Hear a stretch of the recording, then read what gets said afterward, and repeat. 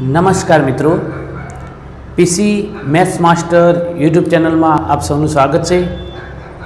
મિત્રો, આજે આપણે ધોરણ 10નો MCQ ટેસ્ટ 2 એના સોલ્યુશનનો અભ્યાસ કરીશું, જે નજીકમાં આવી રહેલી ટાટની એક્ઝામ માટે પણ અતિ ઉપયોગી છે. અને એવું જરૂર નથી મિત્રો કે ધોરણ 10 માટે જ ઉપયોગી છે. તમે બીજી કોઈ પણ કોમ્પિટિટિવ એક્ઝામની તૈયારી કરતા હો, GPSC, PI, બરાબર, DYSO, તો દરેક પરીક્ષાઓ માટે પણ આ ઉપયોગી દાખલાઓ છે. તો મિત્રો, જો તમે મારી આ ચેનલના વિડીયો ગમતા હોય તો મારી ચેનલને લાઇક કરો અને બેલ આઇકન પર ક્લિક કરો, અને આ વિડીયોની લિંક તમે તમારા મિત્ર વર્તુળમાં વધુમાં વધુ શેર કરો, બરાબર. અને મિત્રો, એક તમારો પ્રતિભાવ આપવા માટે મારી નમ્ર વિનંતી, મને એક કોમેન્ટ પણ તમે જરા કરો, બરાબર. કોમેન્ટ આપો તો શું મારો ઉત્સાહ વધે. ઓકે, થેન્ક યુ મિત્રો. આગળ આપણે હવે અભ્યાસ કરીએ. ચલો, આપણે પહેલો પ્રશ્ન છે સમાંતર શ્રેણીનો છે. આપણે ધોરણ 10નું પ્રકરણ એક્સ, વાય અને ઝેડ એ કોઈ સમાંતર શ્રેણીના ક્રમિક પદો હોય તો સામાન્ય તફાવત ખાલી જગ્યા છે. તો એ સામાન્ય તફાવત શું થશે? તો ચલો, અહીં ક્રમિક પદો કયા કીધા છે? એક્સ, વાય અને ઝેડ ત્રણેય ક્રમિક પદો છે. હવે સમાંતર શ્રેણી હોય તો એના બે પદો વચ્ચેનો તફાવત તો હંમેશા કેવો હોય? સરખો. જો એના ક્રમિક બે પદો વચ્ચેનો તફાવત તો સરખો રહેવાનો. તો ચલો, આપણે આ બે પદો વચ્ચેનો તફાવત મેળવી લઈએ. તો ડી બરાબર શું થશે? Y minus X. આ બે પદો વચ્ચેનો તફાવત મેળવી લઈએ તો અહીં પણ ડી બરાબર શું મળશે? ઝેડ માઇનસ વાય, બરાબર. હવે આપણે ઓપ્શન તો આવા આપેલા નથી, બરાબર. આપણે ટેસ્ટની PDF મૂકીએ એમાં. ચલો, આ બંનેનો સરવાળો કરો. ડાબી બાજુનો ડાબી બાજુ સરવાળો લખીએ એટલે ડી પ્લસ ડી. જમણી બાજુનો સરવાળો જમણી બાજુ લખી લે Y minus X plus Z minus Y. ચલો, આ વાયમાંથી વાય તો જતા રહે છે. ઓકે, વાય માઇનસ વાય તો જતા રહે. શું વધ્યું અહીંયા? અહીં ડી પ્લસ ડી એટલે 2D મિત્રો. અહીં શું વધ્યું? માઇનસ એક્સ ના ઝેડ પ્લસ છે તો ઝેડ પહેલાં લખી દઈએ, ઝેડ માઇનસ એક્સ. આ ડીના ગુણકમાં બે છે કે આવે આના છેદમાં, તો ડી બરાબર શું થશે? ઝેડ માઇનસ એક્સ ભાગ્યા 2. તો સામાન્ય તફાવત કેટલો થશે? ઝેડ માઇનસ એક્સ ભાગ્યા 2. ઓકે મિત્રો, ખ્યાલ આવી ગયો, બરાબર. તો આગળ બીજો પ્રશ્ન હવે આપણે જોઈએ. શાનો પ્રશ્ન છે? ત્રિકોણમિતિનો. 8 સાઇન સ્ક્વેર 45 ઓછા 2 ten square 60 plus 3 cot square 30 minus 2 cos square 45. મિત્રો, હવે આપણે અહીંયા કિંમતો આપણને ખ્યાલ જ છે. ત્રિકોણમિતિય કોષ્ટકનો ઉપયોગ કરીએ, કોઠાનો ઉપયોગ, તો આપણને આ કિંમતો યાદ જ હોય છે, બરાબર. તો સાઇન 45ની કિંમત કેટલી મિત્રો? બોલો. સરસ, 1 ભાગ્યા વર્ગમૂળ 2. એના કૌંસની બહાર શું થશે? વર્ગ ઓછા 2 ટેન 60ની કિંમત કેટલી? સરસ, વર્ગમૂળ 3. ઓકે, અહીં વર્ગ આપ્યો છે તો વર્ગ કરી દઈશું, પ્લસ 3 કોટ સ્ક્વેર 30. તો કોટ 30ની કિંમત, હવે જુઓ મિત્રો, ટેન અને કોટ બંને એકબીજાના કોટિકોણ ત્રિકોણમિતિય ગુણોત્તરો છે. ટેન 60ની જે કિંમત હોય એ જ કોટ 30ની કિંમત હોય, તો કોટ 30ની કિંમત પણ કેટલી થશે? √3 એના કૌંસની બહાર વર્ગ ઓછા 2 કોસ વર્ગ 45. સાઇન 45 કોસ 45 પણ ત્રિકોણમિતિય કોટિકોણ ગુણોત્તરો છે. તો અહીં પણ કેટલી સાઇન 45ની કિંમત હોય એ જ કોસ 45ની કિંમત હોય, એટલે 1 ભાગ્યા વર્ગમૂળ 2 એનો કૌંસની બહાર વર્ગ. ચલો, અહીંયા 8 ગુણ્યા 1નો વર્ગ 1 વર્ગમૂળ 2નો વર્ગ કેટલો થાય મિત્રો? 2 ઓછા 2 ગુણ્યા વર્ગમૂળ 3નો વર્ગ 3 પ્લસ 3 ગુણ્યા વર્ગમૂળ 3નો વર્ગ કેટલો થશે મિત્રો? 3 ઓછા અહીં 2 ગુણ્યા 1નો વર્ગ 1 વર્ગમૂળ 2નો વર્ગ 2. અહીં છેદ ઉઠશે, 8ને 2 વડે ભાગ્યે કેટલા આવે? સરસ, 4 4 દુ 8. અહીં 2 2નો છેદ જતો રહેશે તો શું વધ્યું મિત્રો? અહીંયા 4 ઓછા 2 તરી 6 વત્તા 3 તરી 9 માઇનસ 1. ધન ચિહ્નવાળી સંખ્યાઓનો સરવાળો કરો. 4 ને 9 13 ઋણ સંખ્યાઓનો સરવાળો કરો. -6 -1 એટલે -7 અને 13માંથી 7 જાય તો કેટલા વધે? 6. તો અહીંયા આપણને કેટલો જવાબ મળશે? 6 મળશે. ઓકે મિત્રો, ખ્યાલ આવી ગયો. હવે ત્રીજો દ્વિઘાત સમીકરણનો છે 25x² - x કૌંસમાં m-2 -1 બરાબર 0 ના બે બીજ પરસ્પર વિરોધી હોય, વિરોધી સંખ્યા હોય તો m બરાબર ખાલી જગ્યા થાય. હવે જ્યારે પણ મિત્રો પરસ્પર વિરોધી બીજ આપ્યા હોય તો એનો અર્થ હોય કે મધ્યમ પૂર્ણ વર્ગ ત્રિપદીમાં મધ્યમ પદ કેવું હોય? જે મધ્યમ પદ જે છે ચલ x નો સહગુણક 0 જ હોય, એ 0 થતું હોય તો પરસ્પર વિરોધી બીજ મળે. બરોબર મિત્રો? તો આપણે વિરોધી પરસ્પર વિરોધી બીજ લેવા હોય તો શું કરીશું? વિરોધી બીજ કેવા હોય? સંખ્યાઓ સમાન હોય. જેમ કે 2 ની વિરોધી સંખ્યા શું થાય? -2. એટલે સંખ્યાત્મક અંક સમાન હોય, ખાલી ચિહ્નો બદલાતા. તો એનો અર્થ હોય કે મધ્યમ પદ અહીંયા 0 હોય તો જ એ પોસિબલ બને. તો આપણે ઓપ્શનમાંથી એવી કઈ સંખ્યા છે જેથી આ 0 થાય? એમની કઈ કિંમત મૂકીએ કે 0 થાય? જો 0 મૂકું તો 0 - 2 એટલે શું થશે? m-2 છે. ચલો 0 લઉં તો 0 - 2 એટલે -2 મળે. ચલો -2 લઉં તો -2 - 2 તો અહીંયા તો -4 મળે છે, તો 0 થતા નથી. ચલો 2 લઉં તો 2 - 2 એટલે 0. તો એનો અર્થ કે કયો જવાબ આવશે? m બરાબર કઈ કિંમત હોય? 2. અહીં આપણે ઓપ્શનનો ઉપયોગ કરીશું મિત્રો. બરાબર? હવે તમે અહીંયા 0 લઈ લો તો શું થશે? કયા બીજ હશે બંને એ પણ આપણે જોઈ લઈએ. શું સમીકરણ શું બને? 25x² મધ્યમ પદ 0 થઈ ગયું, -1 બરાબર 0. અહીં હું 25x² બરાબર 1 લખું. -1 આ બાજુ આવે તો પ્લસ થાય, 25 આ બાજુ છેદમાં આવે તો x² બરાબર 1/25. ચલો હું બંને બાજુથી વર્ગમૂળ દૂર કરું તો મને બે કિંમતો મળે ને. શું મળે? એક +1/5 અને બીજી કઈ મળે? -1/5. એકનું વર્ગમૂળ 1, 25નું વર્ગમૂળ 5, પણ બે, એક પ્લસ ને એક માઇનસ. તો બંને પરસ્પર વિરોધી બીજ થઈ ગયા. બરાબર? એટલે કે અહીં મધ્યમ પદ 0 હોવું જોઈએ. તો આપણે 2 મૂકીએ, એમની કિંમત તો 0 થાય છે. હવે આગળ આપણે ચોથો પ્રશ્ન જોઈએ. રકમ વાંચો તો જરા. જે સમાંતર શ્રેણીનું 7મું પદ 108 અને 11મું પદ 212 હોય તો તેનું nમું પદ ખાલી જગ્યા છે. મિત્રો અહીંયા આપણે nમું પદ મેળવવા માટે a કે સામાન્ય તફાવત d મેળવવાની કોઈ જરૂર નથી. કેમ? ઓપ્શન આપેલા છે, ઓપ્શન ઉપરથી આપણે ગણતરી કરી શકીએ. હવે એક વસ્તુ તો નક્કી છે, nમું પદ એટલે n માં જ જવાબ હોય. શામાં જવાબ હોય? n માં જ. તો એનો અર્થ કે આપણા બે ઓપ્શન તો આવશે નહીં. 74 અને -74 તો હોય નહીં, કારણ કે જવાબ n માં આપેલો છે. એટલે ચલો હું 26n nમું પદ ગણું તો મને આના આ tn થઈ ગયા ને. આ શું થઈ ગયા? tn. nમું પદ 26n તો 7મું પદ કયું? તો t7. મને તો અહીં 26 × 7 કેટલા થાય? 7 × 42. તો મને 108 મળશે? નહીં મળે ને મિત્રો. સીધી વસ્તુ છે, 2 એકમનો 2 આવ્યા તો 108 તો ના મળે. તો એને અર્થ કે અહીં nમું પદ તો 26n નથી, પણ આપણે ગુણાકાર કરી લઈએ, કારણ કે આપણો ઓપ્શન બીજો અહીંયા એવો છે કે 26n - 74. 7 × 42 વધી આવી 4, 7 દુ 14, 14 ને 4 18, 182 થયા. ચલો અહીંયા 182 - 74 હવે હું કરી દઉં તો 182 માંથી 74 બાદ કરો, કેટલા વધે? 182 માંથી 70 જાય તો 112 વધે, 112 માંથી 4 જાય તો 108. તો એનો અર્થ કે t7 108 મળી ગયા. તો કયું હશે જવાબ? 26n - 74. બરાબર? ખ્યાલ આવી ગયો? અહીં 108 મળતા નથી એટલે આ જવાબ નથી. બરાબર? અહીં 108 મળે છે એટલે એનો અર્થ કે nનું પદ કયું છે? 26n - 74. બરાબર મિત્રો? આપણે આ રીતે સરળતાથી ઓપ્શન ઉપરથી ગણતરી કરી શકીએ છીએ. એકદમ ગણિત કેવું છે? સરળ. આપણો ખોટો આવું છે, અંદરનો ડર છે, એ ડર દૂર કરી દો તો ગણિત તમને એકદમ સરળ લાગશે. હવે આગળ આપણે 5મો પ્રશ્ન જોઈએ મિત્રો. બે આંકડાની 7 વડે વિભાજ્ય સંખ્યાઓ કુલ ખાલી જગ્યા છે.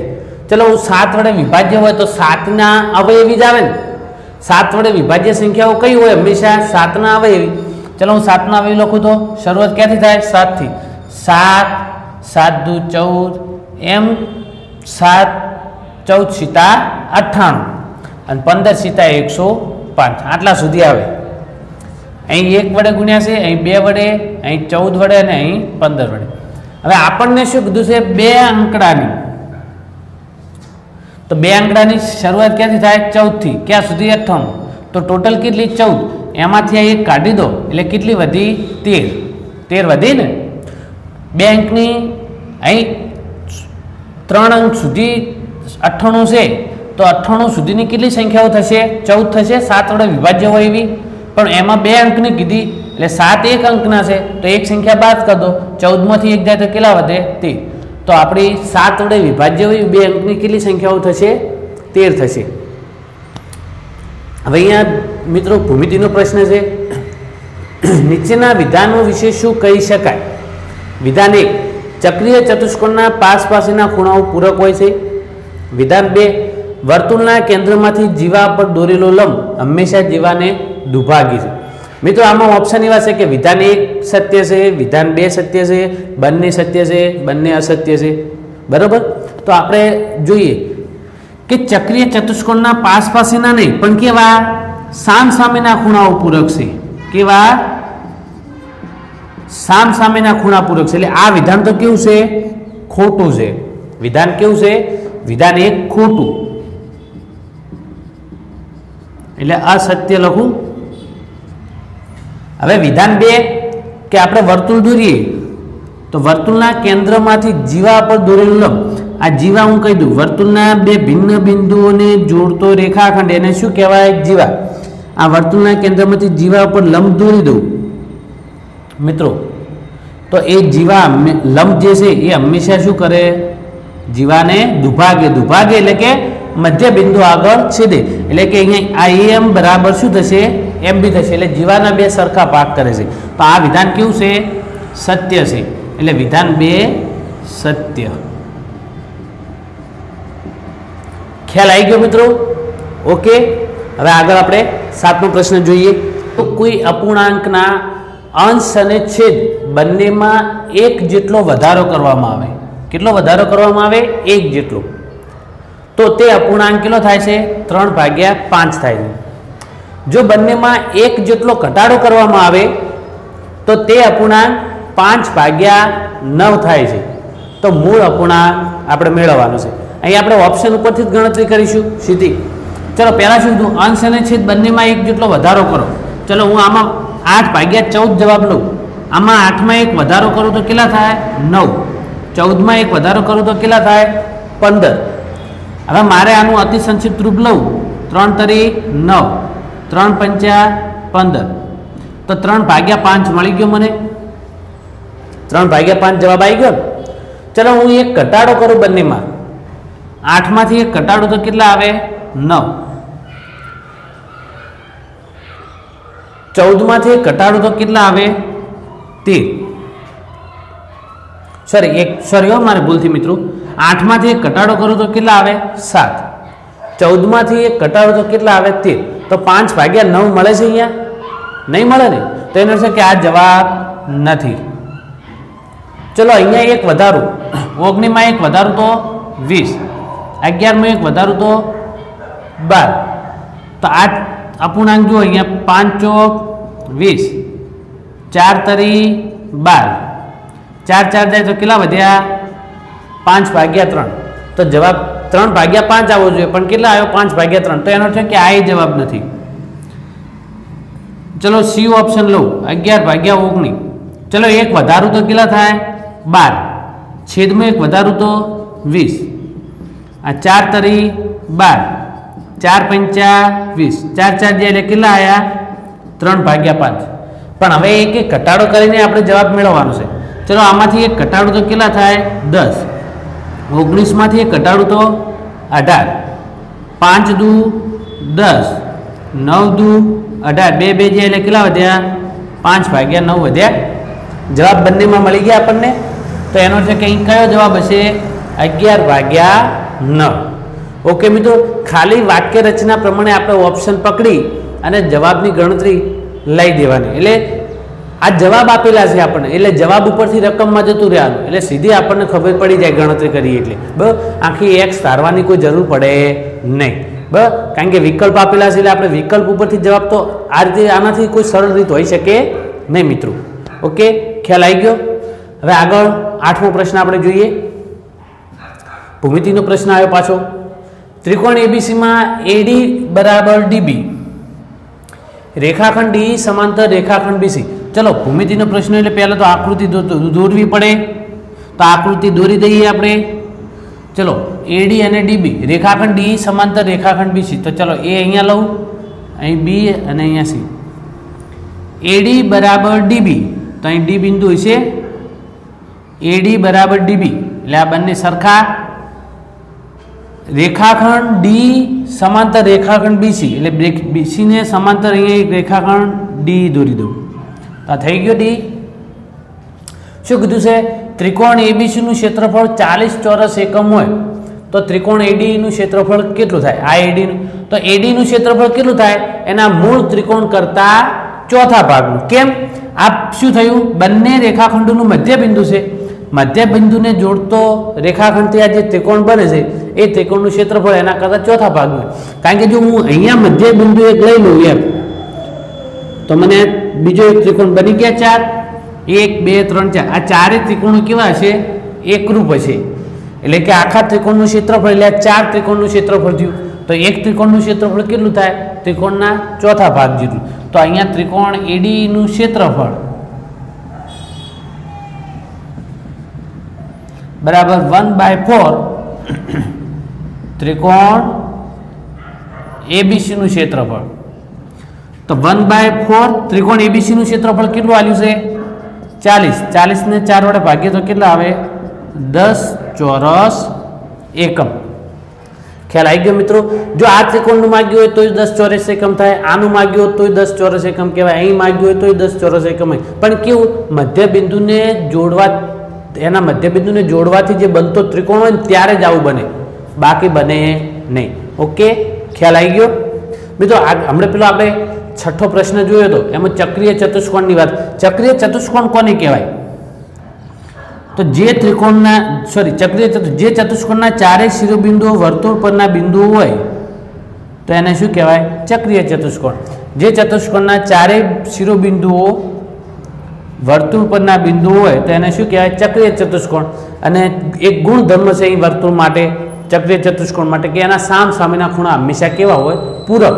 પૂરક એટલે કે એનો સરવાળો કેટલો થાય? 180 અંશનો. એટલે કે અહીં ખૂણો એ અને ખૂણા સી નો સરવાળો કેટલો થશે? એટલે માપકોણ એ વત્તા માપકોણ સી બરાબર 180 અને માપકોણ બી વત્તા માપકોણ ડી બરાબર કેટલા થાય? 180. બરાબર, આ ધોરણ 10 નો એક પ્રમેય છે. ખ્યાલ આવી ગયો? હવે આગળ આપણે 9મો પ્રશ્ન નિહાળીએ. 100 અવલોકનોનો મધ્યક 45 છે. પાછળથી ખબર પડી કે બે અવલોકનો 28 અને 43 ને બદલે 82 અને 34 લેવાઈ ગયા હોય તો સાચો મધ્યક કેટલો છે? અહીં આપણે સાચો મધ્યક મેળવવાનો છે. મેં તો એક શોર્ટકટમાં ડાયરેક્ટ હું તમને કહી દઉં કે સાચો મધ્યક બરાબર ખોટો મધ્યક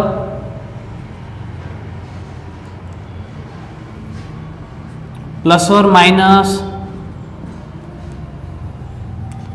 ચલો હું પ્લસ લખું હાલ, તફાવત ભાગ્યા અવલોકનોની સંખ્યા. બરાબર, એટલે કે એન આપણે જેને કહીએ છીએ. આ એક ફોર્મ્યુલા યાદ રાખવાની સીધો જવાબ મેળવવા માટે. હવે આપણે તફાવત મેળવવાનો. તફાવત મેળવવા માટે શું કરવાનું? અહીં સાચા અવલોકનો જે આપે છે એનો સરવાળો કરો. સાચા અવલોકનો કયા છે? 28 અને 43 ને બદલે 82 અને 34 લેવાઈ ગયા. તો સાચા અવલોકન કયા છે? 82 અને એક મિનિટ ભૂલ થઈ. સાચા અવલોકનો કયા? 28 અને 43 ને બદલે 82 ને 34 લેવાઈ ગયા. આની જગ્યાએ ભૂલથી આ લઈ લીધા છે. તો સાચા અવલોકન કયા થશે? 28 અને 43. તો 28 પ્લસ 43 કેટલા થાય? મેળવી લો. 8 ને 3 11 વધી 1 3 ને 4 7 તો સાચા અવલોકનનો સરવાળો કેટલો થયો 71. હવે ખોટા અવલોકનોનો સરવાળો આપણે કરી દઈએ. ખોટા અવલોકનો કયા 82 અને 34. 28 ની જગ્યાએ 82 લીધા, 43 ની જગ્યાએ 34 લીધા, તો એ બંનેનો સરવાળો કરી દઈએ. 82 અને 34, 4 ને 2 6, 8 ને 3 11, 116 થયો. હવે મિત્રો આપણે શું કરીશું, સાચું અવલોકન ઉમેરવું પડે અને ખોટું અવલોકન બાદ કરવું પડે. એટલે આપણો જે આ તફાવત છે એ તફાવત આપણે મેળવી લઈશું. અહીંયા તફાવત બરાબર શું થાય, સાચા અવલોકન ઓછા ખોટા અવલોકન. સાચા અવલોકન 71 ઓછા ખોટા અવલોકનનો સરવાળો 116. આ તફાવત કેટલો આવશે, 116 માંથી 71 બાદ કરીએ તો 6 માંથી 1 જાય તો 5, 11 માંથી 7 જાય તો 4, પણ કેવા -45. હવે આપણે અહીંયા ગણતરી કરીએ, બરોબર. ખોટો મધ્યક કેટલો છે 45, તફાવત કેવો આવ્યો ઋણ, એટલે અહીંયા હું ઋણ લખી દઉં 45 ભાગ્યા 100. ચલો 45 ભાગ્યા 100 એટલે 0.45 થશે. ચલો 45 માંથી 0.45 શતાંશ બાદ કરી દઈએ. ચલો 45 માંથી 1 બાદ કરું તો 44 પોઈન્ટ. હવે 100 માંથી 45 જાય એટલે કેટલા વધે, 55 વધે. તો આપણો સાચો મધ્યક કેટલો હોવો જોઈએ, 44.55. ઓકે મિત્રો, ખ્યાલ આવી ગયો. મિત્રો શું કરવાનું, આપણે આ તફાવત જ મેળવવાનું છે. તો કે જે સાચા અવલોકન આપે એનો સરવાળો કરો, ખોટા અવલોકન આપે એનો સરવાળો, એ બંનેનો તફાવત. જો ઋણ આવે તો બાદ કરવાના, ધન આવે તો ઉમેરવાના, બરોબર. બાકી જે અવલોકનની સંખ્યા વડે એને ભાગો. આ મિત્રો સરળ થઈ જાય. પેલું તમે શું કરો, આને 100 વડે ગુણો એટલે 4500 આવે, પછી એમાં આટલા ઉમેરીએ ને આટલા બાદ કરીએ, એ જે જવાબ આવે એને પછી 100 વડે પાછા ભાગો. એટલે આપણે આ 45 ને ગુણવાની જે માથાકૂટ છે એ અહીંયા ઓછી થઈ જાય, સીધી ગણતરી થઈ જાય. ઓકે મિત્રો, ખ્યાલ આવી ગયો. હવે આગળ 10મો પ્રશ્ન, દ્વિચલ સુરેખ સમીકરણનો. જો 3x + y બરાબર 19 અને x + 3y બરાબર 1 હોય તો y ની કિંમત મેળવો. મિત્રો અહીંયા આપણે y ની કિંમત મેળવવાની છે, તો એનો અર્થ એવો કે x નો લોપ કરી દઈએ. તો ચલો અહીં 3x છે, અહીંયા એકલા x છે, તો હું આ સમીકરણને 3 વડે ગુણી દઉં.